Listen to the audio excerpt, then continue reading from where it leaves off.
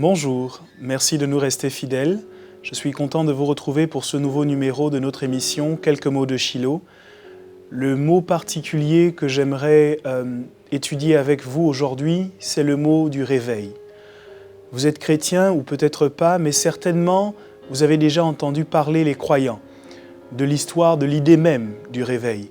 Tous les chrétiens, quels qu'ils soient, qui ont entendu parler de ce qui s'est passé à Azusa Street en 1906, en avril 1906, dans cette petite ruelle des États-Unis à Los Angeles, tous ceux qui ont entendu parler de cette histoire soupirent, aspirent après cette expérience, vivre le réveil pour l'Église.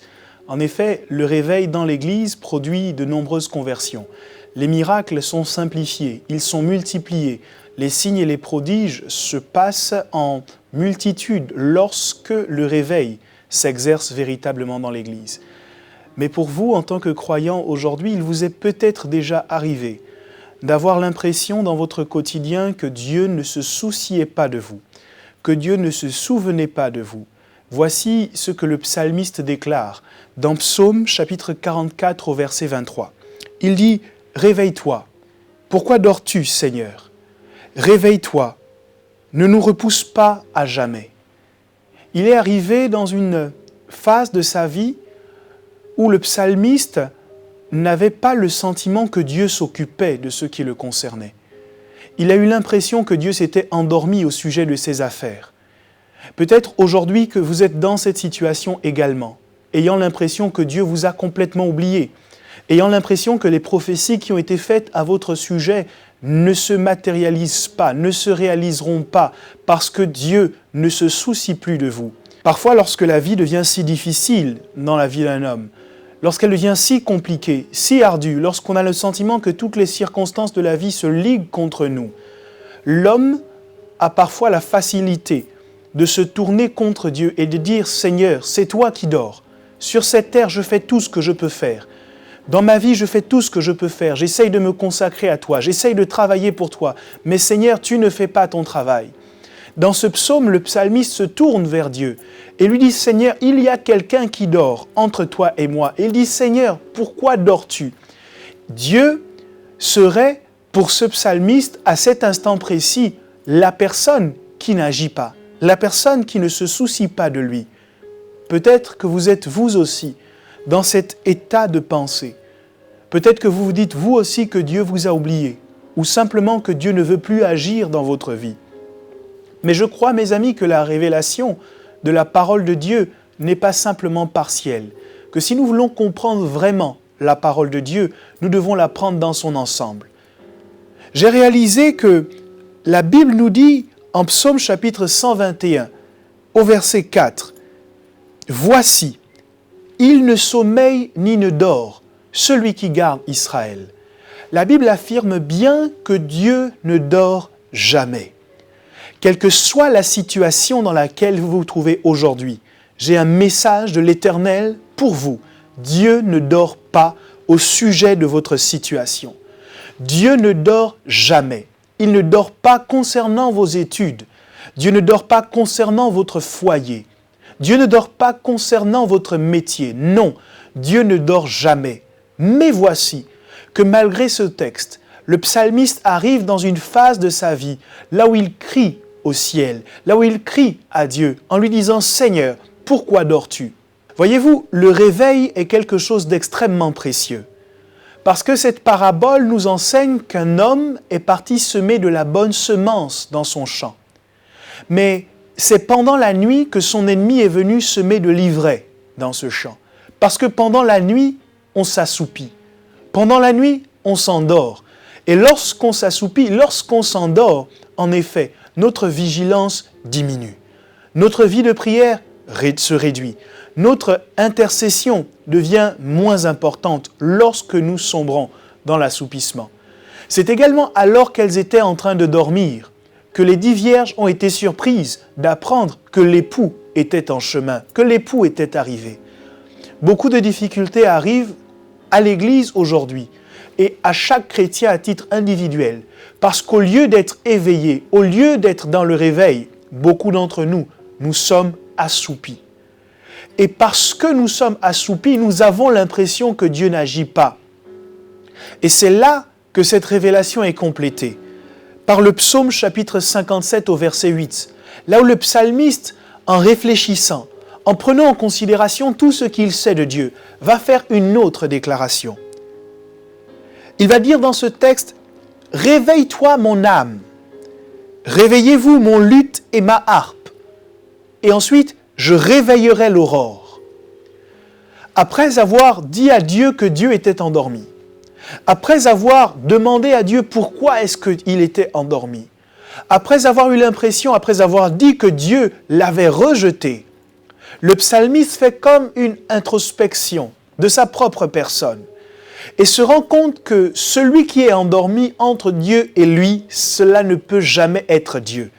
Entre vous et Dieu, celui qui ne fait pas le travail qu'il devrait faire, ce n'est jamais Dieu. Ce n'est jamais Dieu qui n'agit pas comme il devrait agir. Ce n'est jamais Dieu qui n'accomplit pas les miracles qu'il devrait accomplir. La responsabilité n'est jamais du côté de Dieu, parce que Dieu a tout fait. C'est parce qu'il a tout fait d'ailleurs que sur la croix du Calvaire, Jésus-Christ pouvait dire « tout est accompli ». Je veux encore vous enseigner ce soir, en vous disant véritablement que Dieu ne dort pas au sujet de votre vie, et que si jamais vous ne voyez pas son action se matérialiser, si vous en avez assez d'avoir entendu de belles paroles, de grandes promesses, de grandes bénédictions, que vous avez même lues dans les Écritures, si vous en avez assez de ne pas les voir se matérialiser, ne vous tournez pas contre Dieu, mais posez-vous la question de savoir qui est-ce qui est endormi, qui est-ce qui a besoin de réveil. Dans ce texte, dans le psaume chapitre 57, je réalise que Dieu n'a jamais besoin de réveil, parce que la Bible nous dit au psaume 121 qu'il ne sommeille ni ne dort. Dieu n'a jamais besoin de réveil. Celui qui a besoin d'être réveillé, c'est le chrétien, et plus particulièrement l'âme du croyant. C'est pour cela que le psalmiste dit « Réveille-toi mon âme ». C'est le premier élément au sujet du réveil dont j'aimerais m'entretenir avec vous. Vous avez l'autorité et le pouvoir de réveiller votre âme. Peut-être votre âme s'est-elle assoupie. Peut-être que vous ne voyez pas les actions de Dieu parce que votre âme s'est assoupie. Mais je veux vous le dire maintenant au nom de Jésus. Vous avez le pouvoir de parler comme le psalmiste et de dire « Réveille-toi mon âme, réveille-toi maintenant, non pas demain, non pas après-demain, non pas l'année prochaine. Je suis passé déjà à côté de trop d'opportunités. L'occasion vous est donnée aujourd'hui de dire à votre âme de se réveiller. Peut-être qu'elle s'est endormie pendant trop longtemps. Peut-être qu'elle vous a laissé passer beaucoup d'occasions. Mais maintenant, c'est maintenant. Aujourd'hui, permettez que les choses changent en disant « Réveille-toi mon âme ». Si votre christianisme vous donne l'impression d'être un christianisme sans saveur, insipide, alors vous avez besoin de réveil. Si vous ne voyez pas Dieu à l'intérieur de votre vie, vous ne le voyez pas suffisamment agir, alors vous aussi, vous avez besoin de réveil. Le psalmiste dit « Réveille-toi mon âme ». C'est le premier élément.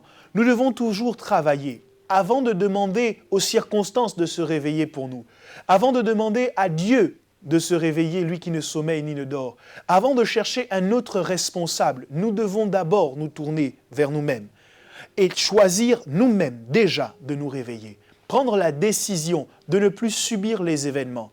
Prendre la décision de devenir un véritable acteur de notre existence. Réveille-toi mon âme. C'est la prière que chacun d'entre vous peut faire. Alors que vous m'écoutez maintenant, sachez que votre âme prête l'oreille. Votre âme écoute le son de votre voix. Votre âme écoute ce que vous allez déclarer. Ne dites pas « la vie est trop difficile, ma vie est trop compliquée, je ne peux pas faire davantage », mais choisissez de parler comme le psalmiste en disant « Réveille-toi mon âme, lève-toi, sois éclairé, car ta lumière paraît et la gloire de l'Éternel se lève sur toi. » Le réveil est extrêmement précieux. Et c'est d'abord au niveau de notre âme que le réveil doit s'exercer. Combien d'entre nous pleurons après le réveil dans nos églises? Mais nous oublions que pour que le réveil intervienne à Azusa Street en avril 1906, il a fallu que des hommes, du nom desquels il y avait William J. Seymour, il a fallu que ces hommes choisissent de s'astreindre à un régime particulier, à supplier Dieu, à prier, à jeûner, à dire « Seigneur, accomplis en nous le réveil que tu as fait naître au pays de Galles, parce que Dieu avait fait naître un réveil au pays de Galles 2 ans auparavant. Il a fallu que des hommes, d'abord dans leur intimité, soient réveillés pour que l'Église puisse connaître une vague de réveil. Vous êtes certainement dans une assemblée et vous soupirez après ce réveil. Permettez-moi de vous dire ce soir que la première personne à réveiller, c'est votre âme. La première personne à être réveillée, c'est d'abord vous-même. Si un chrétien se réveille et qu'un autre chrétien se réveille et qu'ensemble dans une église, tous les croyants décident de vivre le réveil, alors nous sommes en marche pour voir des choses extraordinaires se produire dans nos villes et dans nos pays. La deuxième phase du réveil personnel que vous voulez expérimenter et que vous pouvez expérimenter, après avoir parlé à votre âme, la deuxième phase s'oriente sur votre luth et sur votre harpe. Le psalmiste dit « Réveillez-vous, mon luth, ma harpe ». Il y a quelque chose d'extraordinaire à l'intérieur de cette phrase. Le psalmiste explique que quelles que soient les circonstances de la vie, sa faculté de louer ne doit jamais être bloquée. En fait, que les difficultés de son existence ne doivent pas avoir le pouvoir de lui dicter s'il peut louer Dieu ou s'il ne peut pas le louer. Voyez-vous, beaucoup d'entre nous, à cause des difficultés, à cause des épreuves dans notre quotidien, nous laissons notre faculté de louer Dieu mourir, nous la laissons dépérir.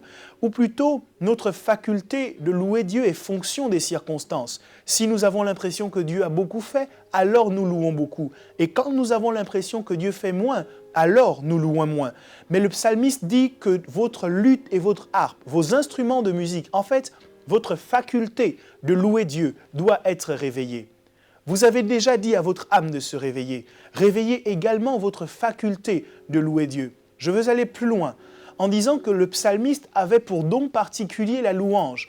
Mais certainement que Dieu a investi en vous un don spécifique. Croyez-moi, lorsque vous avez choisi de réveiller votre âme, vous ne devez pas vous arrêter là. Vous devez aller plus loin en réveillant les dons que Dieu a mis à l'intérieur de vous. Car ce sont ces dons, lorsqu'ils seront mis en exercice, qui vous permettront de voir clairement, concrètement, la manifestation de Dieu à l'intérieur de votre vie.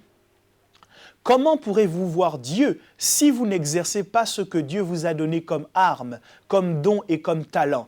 Le psalmiste s'est tourné vers son luth, il s'est tourné vers sa harpe et il a dit « Réveillez-vous ». Et vous pouvez aujourd'hui, pendant que vous m'écoutez, vous tourner vers votre don, vers votre talent que vous avez laissé s'endormir. Combien d'entre nous avons des dons et des talents exceptionnels, mais que nous laissons dormir dans l'Église, que nous laissons complètement dans l'assoupissement dans l'Église, sous prétexte que nous ne savons pas comment les employer. Aujourd'hui, la responsabilité vous appartient. Elle vous revient de pouvoir décider que vos dons et vos talents ne dormiront plus jamais, mais qu'ils seront utiles pour la gloire de Dieu et pour l'avancement du royaume des cieux. Je vois dans nos assemblées de nombreuses personnes qui ont des talents dans la gouvernance, qui ont des talents dans l'exhortation, qui ont des talents dans le prophétique, qui ont des dons spirituels exceptionnels. Alors, pour quelles raisons n'utiliserions-nous pas ces dons et ces talents que Dieu a mis à l'intérieur de nous?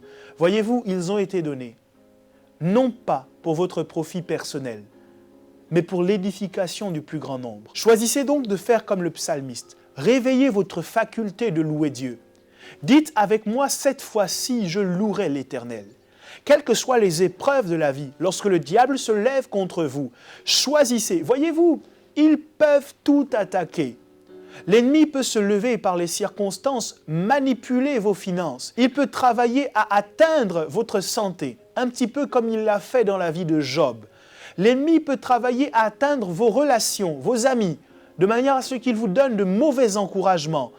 Mais il y a une chose qu'il ne doit jamais réussir à atteindre, c'est votre capacité de louer Dieu, car il vous appartiendra toujours, quelles que soient les difficultés, de vous lever et de dire « cette fois-ci, je louerai l'Éternel ».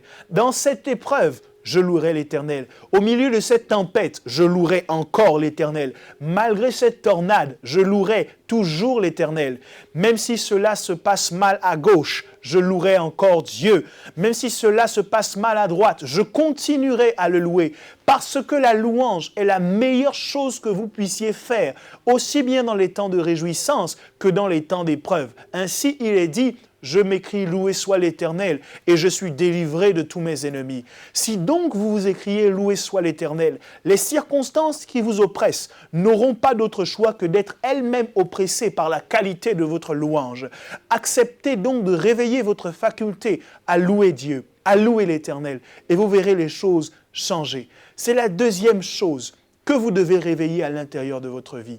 Le chrétien doit se battre pour maintenir son âme éveillée. Il doit également se battre pour maintenir son don, son talent, sa faculté de louer Dieu éveillée. Il doit les réveiller lorsqu'il a l'impression que Dieu n'agit pas. Jésus-Christ parle à ses disciples à Gethsémani et leur dit « Vous n'avez pas pu veiller avec moi même 1 heure ». Parce que l'assoupissement était trop fort. Et l'assoupissement est de plus en plus fort dans ces temps de la fin, alors que tout le monde court vers l'amour de l'argent, alors que tout le monde devient égoïste, alors que tout le monde devient hypocrite, alors que tout le monde devient irréligieux. Vous avez la possibilité de vous maintenir à distance de ce monde, de vous sanctifier par le réveil, au moyen du réveil. Je dis que le réveil est ce dont vous avez besoin. Réveillez votre âme, réveillez votre lutte, réveillez votre harpe, réveillez le don, réveillez le talent que Dieu a investi à l'intérieur de vous. Voyez-vous, à travers les textes que nous avons partagés, nous avons pris conscience de ce que Dieu ne dort jamais. Dieu ne s'est jamais endormi sur votre bénédiction, sur votre destinée. Il est toujours en action, toujours en mouvement pour vous bénir. Cependant, entre lui et nous avons besoin de nous réveiller. Nous avons besoin, comme un récepteur, de nous remettre sur la bonne fréquence pour recevoir les messages qui viennent tout droit du trône de la grâce. Et les premiers éléments sur lesquels nous devons travailler, c'est tout d'abord notre âme. Nous devons refuser que notre âme rentre dans l'assoupissement. Nous devons refuser qu'elle rentre dans une forme de confort qui l'empêche de soupirer après Dieu, d'aspirer à lui ressembler davantage, à le glorifier et à l'honorer.